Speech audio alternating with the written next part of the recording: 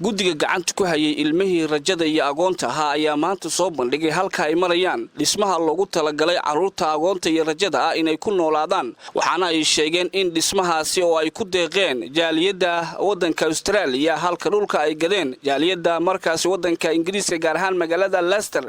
inay haatan meel gabagaba marayso balse weli qabyo u yahay darbiga lagu wareejinayo guryahaasi agoontan oo loo dhisayo hoy ay ku noolaadaan ayaa haatan wixii ka dambeeyay waxa ay wajahayaan sidii ay u soo degi lahaayeen gurigaasi iyo isla markaana loo geyn lahaa iskuul iyo markaasi dugsi ay wax ka bartaan isla markaana ay u baahan yihiin sidoo kale nolosha asaasiga waxyaabihii ay ku noolaan lahaayeen guddigan ayaa waxay sheegeen xilligan ay uga mahadcelinayaan maalintii ka qayb qaadatay dhismahani iyo sidoo kale agoontan untay u gudmatay waxaana ay sheegeen xilligani in sidoo kale ay jirto baahi loo qabo dhammaystirka derbiga ku wareegsan gurigan oo qabyo maraya waxay ka codsadeen jaaliyadda walaalahooda muslimiinta inay ka qayb qaataan inta harsan maadaama ay bilowgii markaasi hawshani ay bilaabeen iyagoo uga mahadceliyay cid kasta oo ka qayb qaadatay waa kuwan qaar ka mid ah guddiga oo ka warbixinaya halka ay wax marayaan bismillah ilaahay baa mahad iska leh iskuulkaana keenay meeshaan aan hadda joogno sida aad arkaysaan walaalayaal meesha tan waa guriga agoonta loo dhisayay carruurta agoonta iyo rajada ahaa marxuumadii janniyi raxma allah siiye qadar maxamed xaashi ay ka geeriyootay walaalayaal waxaan salaamayaa ama u ducaynayaa ajir iyo xasanaadna ilaahay ka siiyo dadkii u soo tabarucay agoonta ama rajada ay ka dhimatay qadar maxamed xaashi dadkii maal iyo muruqba iskugu keenay ilaahay waxaan uga rajaynayaa ilaahay abaalkooda xasanaadka ilaahay inuu ka waraabiyo walaalayaal sidaad u jeedaanba guriga kan waa gurigii jaariyadda Australia ay qaybta dhistay ay balbalooyinka iyo qolalka oo maxay tahay dhistay ay ka wakiilka ahaayeen muxuba diiriya shurwa iyo cali cadow waxaa kale haddana ku soo siyaaday jaariyadda Lasar oo dhulka iibisay darbigaana lacagtii aan ku bilownay iska lahayd hadiyad cad ay wakiilka ka ahayd waxay noo keentay hadiyo lacag $2,000 ah waxa ku xigtay haddana lacag 1,100 ah markii aan macnihii guriga waxa la aalay wuxuu u baahnaa la eegay oo marka horta 2,000 ay noo keentay 2,500 qiimo ah ka dhimanaaday 2,500 waxa la keenay 1,100 $1,400 baa ka dhiman waad u jeedaan darbigii meelo waa ka dhameystiran yahay meelo waa ka qabyo ganjaalka hadda tusaale ahaan macnihii sawirkiisa meesha saarnay ma shubna ma xirna ma degsana in la dhiso u baahan yahay darbigii qayb baa qabyo ah waxaan ka rajaynaynaa haddii ilaahay idmo inaad soo dhammaystirtaan waxaa kale oo jira oo inii sheegaynaa oo ayagana caqabad kale ah waxaa jira dad xilligii marxuumadii janniyi raxma allah siiye ay jirnayd oo ay daalaadhacayso sakaraadka ku dhibayay maxaa ahayd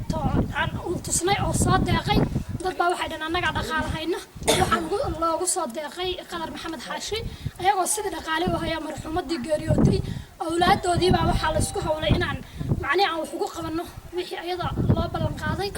dad baa marka dhaqaalihii sidii u haya $1 ha ka ahaato $1 $5 Allah ka dhigay kama hayno dadka degmada caawada ku nool oo dhaqaalaha lagu soo shubay dhaqaalahan hayno waxa weeyaan oo wax ku qabanay oo arkaysaan sawirkeedii jaariyadda Australia oo muxubadiiri shuruuc iyo cali cadow ay wakiilka nooga ahaayeen iyo hadiyad dirir mid ay wakiilka nooga ahayd oo Leicester iyo gabdhaha lacagta ku soo diray mooyaane dadkii dhaqaalaha lagu soo hagaajiyay ama wariye idaacad fadhiya ha ahaato ama mas'uuliyad kale toogan casata ha ahaato $1 kama hayno qof walba wuxuu ku hayaa waa keeni doonaa hadda waxaa loo baahan yahay in guriga la soo dejiyo waxaa loo baahan yahay kuwii kulaajkil la geeyo waxaa loo baahan yahay kuwii dugsi iyo iskuul dhow la geyn karo in la geeyo ayaga meesha ku kala dhaqaajin lahaa in lagu kala dhaqaajiyo oo hadda macnihii hawshooda la gudagalaa loo baahan yahay dadkiina qof afka wax ka sheega maahana dad fara badan baa lacag haya qof walba afku ka sheegaya waana ka soo ku ilaadahay qaar baa xataa waxay noogu hanjabeen waxaan rabnaa lacagoomo kale inaan siino sida inaad u ogaataan baan rabnaa mas'uuliyadii iyo wariyayaashii dhaqaalaha aad ku soo dirteen dadkiina dibadda jira $1 annaga inaysan noo dhiibinin dadkii wax noo dhiibayna inaan soo cadayno wixii ay noo dhiibeen wassalaamu calaykum waraxmatullaahi wabarakaatuh halkan waxaan ka salaamayaa dhammaan ummadda muslimiinta meel kasta ay joogaan khaasatan dadkii macaanku dhaayta tabarracaadka u bixiyay oo u soo bixiyay caruurta rajada iyo agoonta maanta waxaan taaganahay waa guryihii loo dhisay caruurta agoonta iyo rajada ah oo maaragtay xaaladoodu meel dhexe ay marayso meel wanaagsan ay marayso waxa arkaysaan guryihii waa dhamaystirmeen waa dhamaystiran yihiin waxaa dhistay jaaliyada Australia waxaa dhiman oo hadda u jeedaan daydkii aan dhex taaganahay sida aad u jeedaan hawlo badan baa ka dhiman daydkii waa moordi waa u jeedaan korka waxba kama marsana maaragtay qaybo badan ayuu maaragtay ka duubsan yahay oo aan wali farba la saarin oo bannaan oo jirta caqabad ayada laftirkeedu iska taagan oo maaragtay ilmihii inay u baahan yihiin maadaama guri loo dhisay hoy dadka muslimiinta ah oo labada jaaliyadood ay ugu deeqeen maxaan ku dhahay ay dhex taagan yihiin hadda maanta la raba in la dejiyo haddii Ilaahay idmo oo meel annagu guddiga haddaan aan ku wareejin doono meel cad sabar loogahooda iyo waxooda oo diyaara agoontii oo safan aan ku wareejin doono waxaan ka codsanaynaa ummadda muslimiinta ah sidii ay shalayba ugu soo gurmadeen ilmahaas inay u baahan yihiin kulleeja gacanta loogu dhigo qaybo kamid ah kulligood haddii aan maaragtay aan waxba loo heli karin waxbarasho in qayb kamid ah ciyaalku maaragtay waa ciyaal aad iyo aad maaragtay tuulo ka yimid in gacanta lagu dhigay rabaan waxbarasho inay helaan bay rabaan nolosha asaasiga qoyska koowaad inay helaan bay rabaan waxaan ka codsanaynaa ummadda muslimiinta oo shalayba u soo gargaadhay inay culeysyada jira ay naga soo awdaan sida dhamaystirka daydka oo kale iyo ilmaha gacan ku hayntoodii oo xagga kulleejyada ah iyo waxbarashada ah inay naga soo caawiyaan baa ka codsanaynaa waxaan kaloo u sheegaynaa ummadda muslimiinta ah ku soo deeqay waxaan ognahay jaaliyada badan maxaan ku dhahay muslim ah oo ku soo deeqay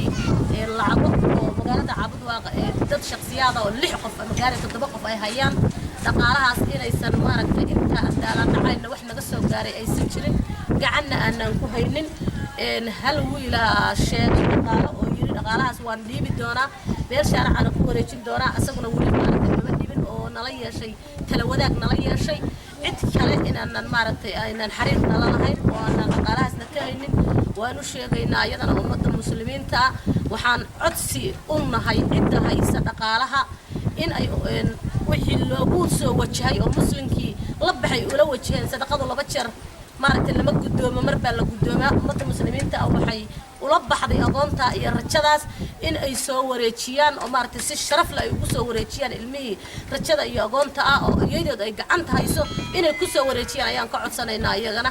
waana mahadsantiin walaalayaal qayrna way idin rajeynaa ilaahayna waxaan ka baryaynaa meesha aad ka soo bixiseen wax wanaagsan ilaahay idinku bedelo waxaa jira shakhsiyaad si toosa taleefankii gabadha lacag u soo diray oo maaragtay hadday ahayd tacsida xilligay socotay iyo hadday ahayd haddeer oo wax kala dhimanaayeen oo wax ku buuxinaynay hadday ahayd ilmihii oo maaragtay 8 isdul saarayeen oo bil iyo dhar iyo cuntaba u baahan muddada bisha ku dhow oo haddeertaan maaragtay ay socoto mudada ama geerida agoonta gabadhii geeriyootay ilmaheedii gacanta aan ku hayno way jiraan shaqsiyaadkaas ayaguna haddii ilaahay ma ayagana waan sheegi doonaa xilliga aan wax wareejinayno oo maaragtay sababtoodaha ilmaha aan ku wareejin doono aan soo bandhigi doonaa waxa weeyaan marka walaaliyaal waa mahadsantiin qayr badanna waan idin rajaynaynaa ilaahay agtiisana waxaan ka baryaynaa in ilaahay nuur iyo maaragtay irsiq waasac ilaahay idinka fura waana mahadsantiin